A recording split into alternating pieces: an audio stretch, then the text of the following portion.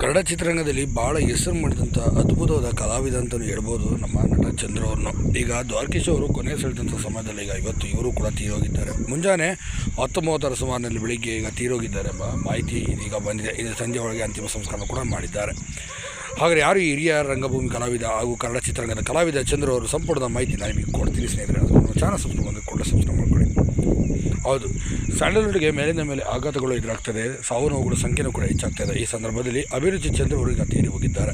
ಸದ್ಯ ನೀನಾಸಂನಲ್ಲಿ ಸುಮಾರು 15 ವರ್ಷ ರಂಗಭೂಮಿ ಕಲಾವಿದರಾಗಿ ಸಾಕಷ್ಟು ಜನ ಕಲಾವಿದರನ್ನು ಊಟ ಹಾಕಿದಂಥ ಹಾಗೂ ದೊಡ್ಡ ಹೆಸರು ಮಾಡಿದಂಥ ಅದ್ಭುತವಾದ ನಟ ಅಂತಲೂ ಕೂಡ ಇವರು ಹೇಳಬಹುದು.